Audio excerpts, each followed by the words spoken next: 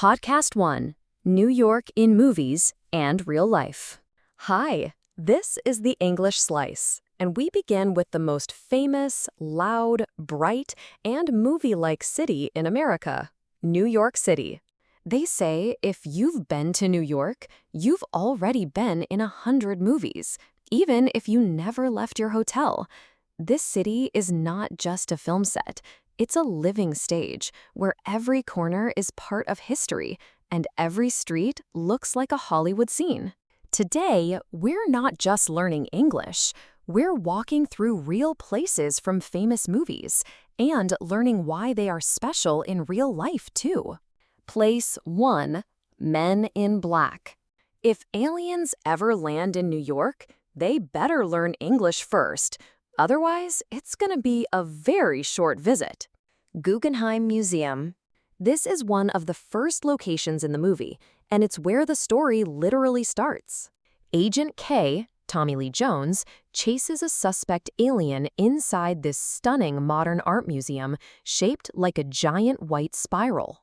In real life, the Guggenheim is one of the most famous museums in the world.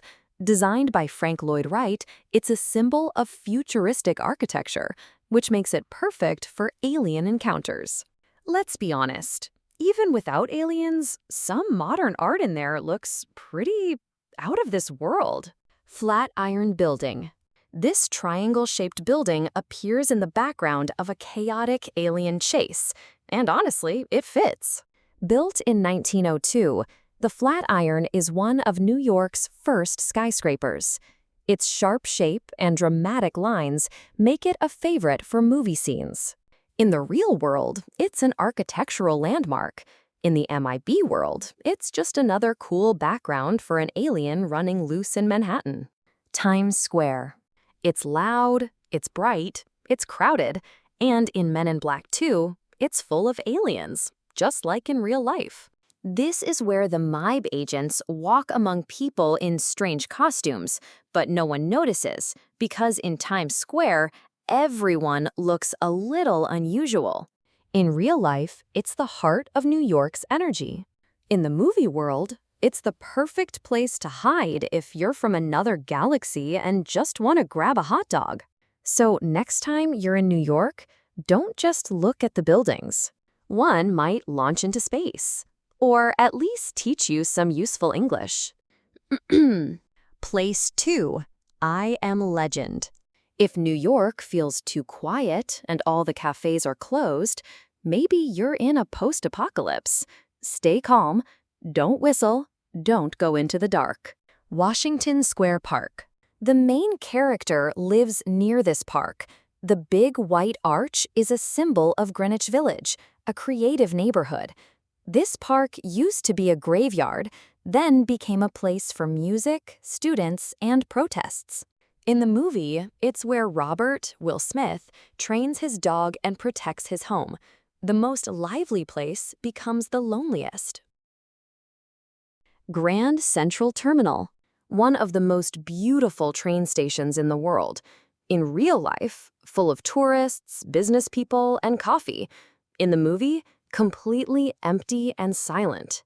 The ceiling shows stars and constellations. The building was almost destroyed in the past, but was saved and is now a true New York landmark. Brooklyn Bridge. This is one of the first things you imagine when you think of New York.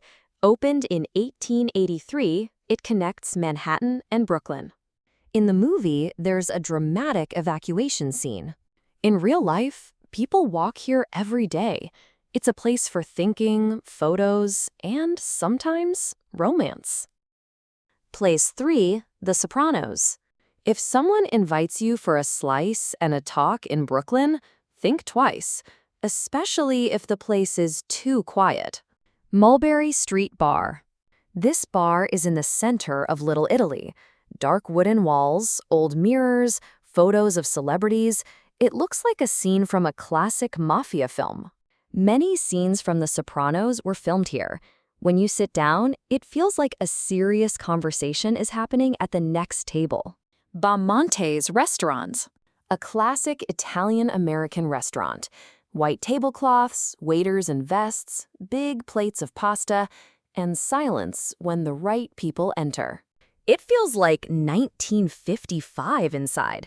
This restaurant is not just famous, it's real New York history. It was also seen in shows like Blue Bloods and Power. And yes, the food is great, but the atmosphere? Even better.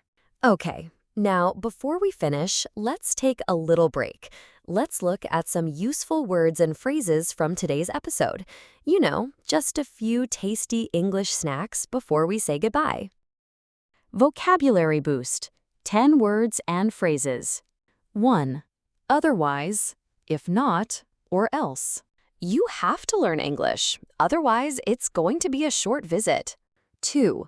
Literally, exactly, in a real and true way.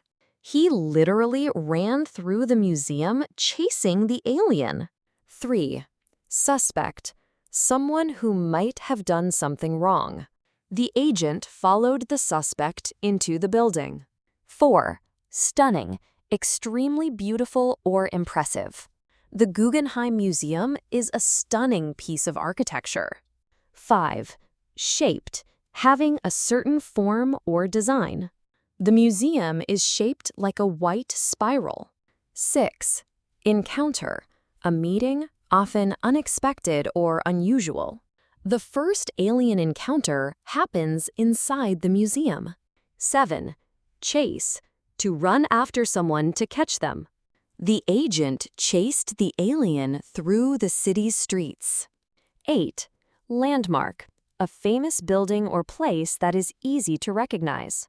The Flatiron Building is a historic landmark in New York. 9. To grab, to take something quickly. Let's grab a slice of pizza before the movie starts. 10. Whistle, to make a high sound by blowing through your lips. Don't whistle, it might attract something unwanted. 11. Constellation, a group of stars that forms a shape in the sky. The ceiling of Grand Central shows a star constellation. Thanks for listening to The English Slice. In the next episode, we'll explore New York's most iconic restaurants and cafes. Subscribe and tell us which places or movies you want us to talk about next.